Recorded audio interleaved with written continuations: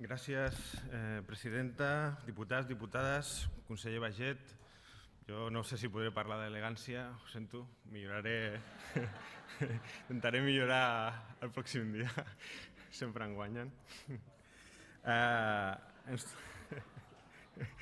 Ens tornem a trobar avui, conseller, per una interpel·lació i ho fem a primera hora del matí, com última vegada que vam intercanviar conversa sobre empreses i parlarem avui d'empreses i sobretot de deslocalització d'empreses, per ser més específics.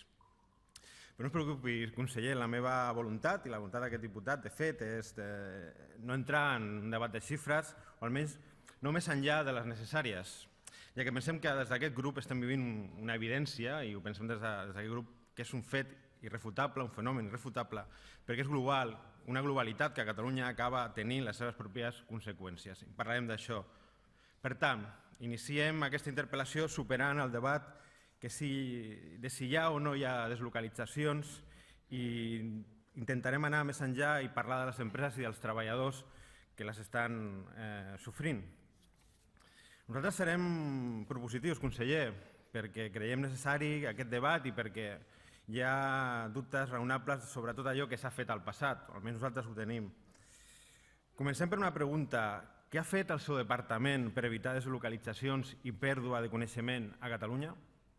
Nosaltres pensem que no han fet prou. Hem estat veient passar pel Parlament els últims mesos un bon conjunt d'empreses en situació crítica, per citar-ne algunes: Covestro, Solvay, Ercros, Bacardí, Delphi, General Electric, Alstom. Aquestes són evidències per nosaltres irrefutables que les deslocalitzacions existeixen i no paren. Ni tan sols pensem que es tractin adequadament. De fet, faria meves les paraules del senyor Manuel Gómez Acosta, que en un article, ell ha sigut director de Relacions Institucionals del grup Alstom, i que escriu en un article a Crònica Global sobre la fugida de la indústria energètica a Catalunya. La compra per part de General Electric ha suposat la pèrdua no només de la producció, sinó també de la tecnologia i del coneixement, i amb ell, amb tot això, tot un univers de possibilitats, en un àmbit estratègic segons Ris3Cat. Faig meva la seva reflexió. Quan sortirà el seu departament de la clandestinitat? Pel Parlament només hi passa un grup molt petit d'empreses, del total de les que es troben en situació complicada.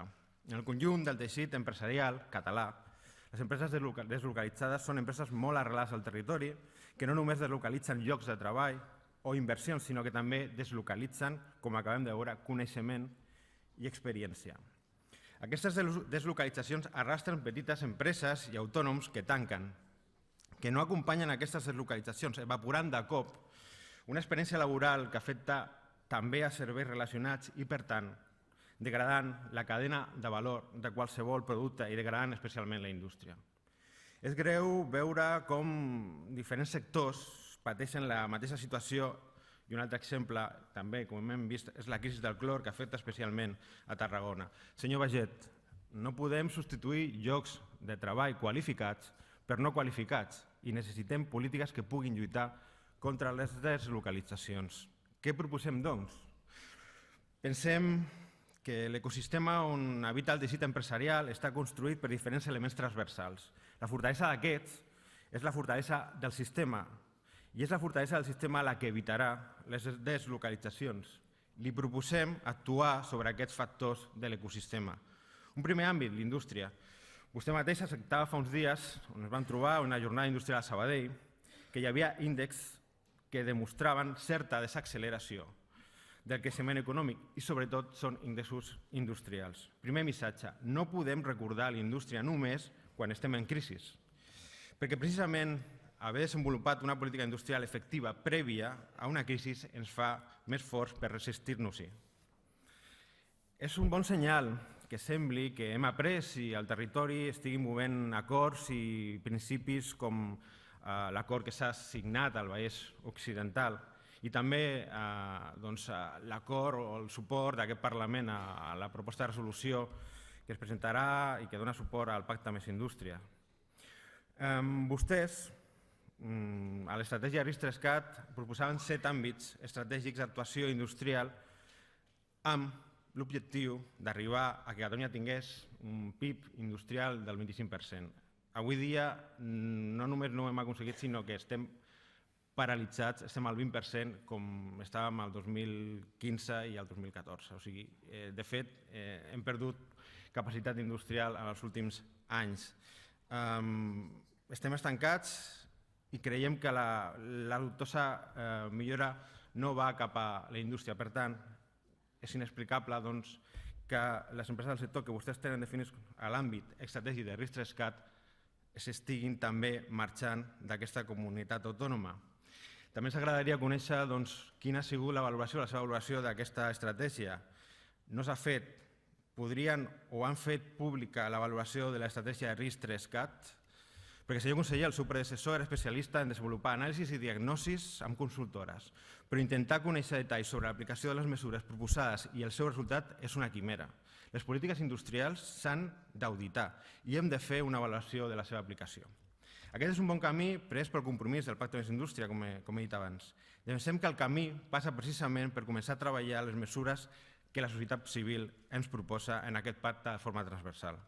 Potser el camí passa per abandonar allò que la millor política industrial és la que no es fa i admetre que la Catalunya serà industrial o potser no serà. En aquesta línia, què està fent el govern per impulsar la denominada indústria 4.0? Són molts els agents econòmics que reclamen que l'administració sigui catalitzadora d'aquesta nova revolució industrial i que, com va passar amb la primera revolució, aquests canvis es traslladin a un nou marc econòmic i social. Ho podrem fer. Ho reclamem des d'aquest grup. Està el govern preparat? Sé que vostès estan preparats per implementar molts temes, com per exemple per implementar mesures que entenem tots que no poden ajudar gaire a empreses i comerços, com són les multes lingüístiques. I així li reconeix The Economist fa uns dies que creu noticiable, per peculiar i per exòtic, l'aplicació d'un codi de consum que no existeix enlloc més d'Europa. Un article on trobem dues figures clares, el comerciant multat per vostès i el denunciant patriòtic. Un escenari grotesc, si no fos perquè és real i trist. Parlava vostè també en una entrevista al periòdico el mes de març que l'alta fiscalitat a Catalunya era una de les causes més importants de deslocalització d'empreses. Senyor Baixet, tot i que no està molt clar el seu govern, però pujarà, baixarà o es mantindrà la fiscalitat sobre el nostre sistema o ecosistema empresarial? M'agradaria que ens respongués a tot això. Un altre àmbit, Avançsa. Avançsa és i era l'eina que s'encarregava de finançar els processos de reindustrialització d'aquelles empreses que estaven en situació crítica. Però estem convençuts que no funciona. Hem de deixar enrere un temps de sospites amb una reforma estructural clara i un clar increment de la seva disponibilitat de recursos. 50 milions no són suficients per fer front a la realitat de la reindustrialització d'empreses en risc. Nosaltres proposem transformar Avançsa en un instrument de coinversió que actuï a una fase prèvia a situacions de tancament o deslocalitzacions, com a eina d'expansió que dobli el seu pressupost i desenvolupi part dels seus programes amb actuacions en pimes i impliqui els processos de reindustrialització al teixit de centres de recerca i centres de transferència, és a dir, a la xarxa Cerca i Tecnio. Avançsa s'ha dedicat a donar respostes a grans projectes, però no arriba a les pimes, és a dir, al 99% del teixit empresarial català. Aquests no coneixen Avançsa. I, òbviament, esperem que es desterrin situacions irregulars com la del procés de reindustrialització de Ficosa. Suposo que se'n recorda. Com sabrà, allà l'ombra del 3% va aparèixer vinculada als intermediaris que van possibilitar el procés. Intermediaris vinculats a la família Pujol. Espero que no tornarem a deixar els processos de reindustrialització en mans d'una família. I entenent que no, creuen vostès que Avançsa funciona? Com es plantegen el seu futur? Ha parlat vostè amb les pimes sobre quin és el paper que elles li donen o volen tenir d'Avançsa? Creiem en la importància també de vostè, conseller, com a actor actiu contra les deslocalitzacions, però pel que sabem, de moment la seva actuació als processos oberts de grans empreses ha sigut insuficient. Pensem que el conseller ha de liderar i ho ha de fer parlant amb les empreses matriu, amb els treballadors i amb el govern d'Espanya. Potser d'aquesta manera trobaríem a les actuacions d'avançar clàusules, com per exemple clàusules de garantia d'ocupació, quan es tractés de grans empreses. Curiós que a Ficosa les úniques condicions que es van imposar eren part i per intermediaris, acabo, presidenta, i en termes més sospitosos. Conseller, està introduint abans clàusules de garantia d'ocupació a les seves actuacions? Conseller, com tinc una segona oportunitat de ser elegant i de parlar amb vostè, continuaré amb les meves propostes després de la seva... Gràcies, diputat.